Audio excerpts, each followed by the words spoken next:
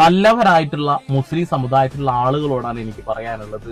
V D സതീശനെ നിങ്ങൾ അമിതമായിട്ട് ആരാധിക്കരുത്. നിങ്ങൾ ആരാധിക്കുന്നത്, നിങ്ങൾ വിശ്വസിക്കുന്നത് നിങ്ങളുടെ പ്രത്യയ ശാസ്ത്രത്തെയും നിങ്ങളുടെ രാഷ്ട്രീയത്തെയും മാത്രമായിരിക്കണം. അല്ലെങ്കിൽ നിങ്ങൾക്ക് എട്ടിന്റെ പണി കിട്ടും. കാരണം എന്താണെന്ന് അറിയില്ലേ? ഇതാ ഒന്ന് വായിച്ചു തരാം.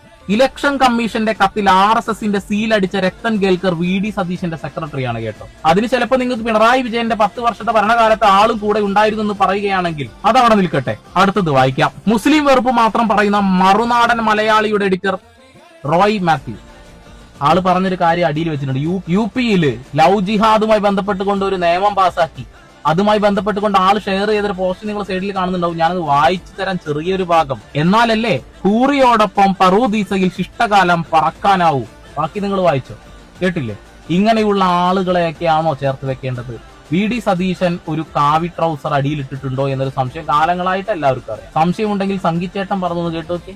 സതീശൻ എന്നു മുതലാണ് ഈ RSSനെ പറ്റിയിട്ട് ഈ ഐറ്റം തോന്നി തുടങ്ങിയത് എന്ന് എനിക്കറിയില്ല.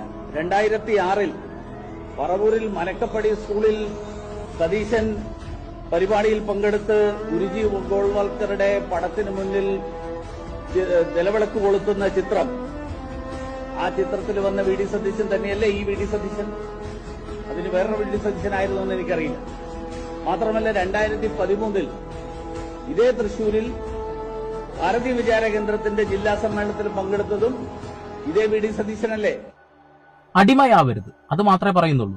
പിണറായി വിജയന് അടിമപ്പെട്ട ഒരു കൂട്ടം ആളുകളെ എനിക്കറിയാം. അതുപോലെ നിങ്ങൾ ഒരാൾക്കും അടിമപ്പെടരുത്.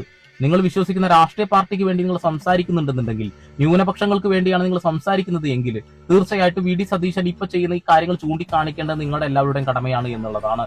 നാളെ നിങ്ങൾ അത് ആലോചിച്ച് ഖേദിക്കരുത്. അതിനുവേണ്ടിയാണ് കേട്ടോ ഈ വീഡിയോ. എന്നെ തന്തക്കും തള്ളക്കും വിളിക്കാൻ നിൽക്കുന്നതിന് മുന്നേ നിങ്ങൾ സ്വയം ആത്മവിമർശനം നടത്തുന്നത് അത്യാവശ്യമായിട്ടുള്ള ഒരു കാര്യമാണ്.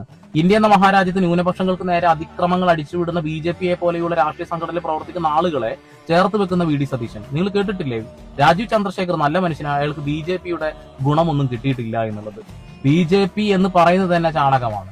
അതിനകത്ത് തന്നെ വർഗീയതയാണ് എന്ന് കൃത്യമായിട്ട് അഖിൽമാരാറിനെ പോലെയുള്ള ആളുകൾ പറയുന്നത് നമ്മൾ കേട്ടതാണ് എന്നുള്ളതാണ്. അവർക്ക് അതേ പറയാനുള്ളൂ. അങ്ങനെ പറയുന്ന ആളുകളെ ചേർത്ത് വെക്കുന്ന വി ഡി സതീശനെ നമ്മളൊന്ന് സൂക്ഷിക്കുന്നത് നല്ലതാണ്. ഞാൻ പറയുന്ന ഈ വാക്കുകൾ നിങ്ങളൊന്ന് ചെയ്തു വെച്ചോ. 6 മാസത്തിന്റെ ഉള്ളിൽ എല്ലാം കലങ്ങി തെളിയുമെന്നുള്ളതാണ്. നല്ല രീതിയിൽ ഈ നാട് ഭരിക്കാൻ അദ്ദേഹത്തിന് കഴിയട്ടെ എന്ന് ഞാൻ ആഗ്രഹിക്കുന്നു. വർഗീയത പറയുന്ന ആളുകളെ ചേർത്ത് വെക്കാതിരിക്കാൻ അദ്ദേഹത്തിന് കഴിയട്ടെ എന്ന് ഞാൻ ആഗ്രഹിക്കുന്നു. പക്ഷേ സ്വന്തം കാവി ട്രൗസർ ഇതിനൊക്കെ അനുവദിക്കുമോ എന്ന് പരിശോധിക്കേണ്ടത് അദ്ദേഹം തന്നെയാണ് എന്നുള്ളതാണ്. ദയവ് ചെയ്ത് നിങ്ങൾ പിടിക്കുന്ന കൊടിയുണ്ടല്ലോ, അത് ആത്മാർത്ഥമായിട്ടാണ് പിടിക്കുന്നതെങ്കിൽ ഇത് ചോദ്യം ചെയ്യുക തന്നെ വേണം. ചോദ്യം ചോദിച്ചുകൊണ്ടേയിരിക്കുക. അല്ലെങ്കിൽ ജനാധിപത്യ രാജ്യത്തിന്റെ മൂല്യങ്ങളെല്ലാം തകർന്നടിഞ്ഞ് നമ്മൾ അതിനിടയിൽ പെട്ടുപോകും.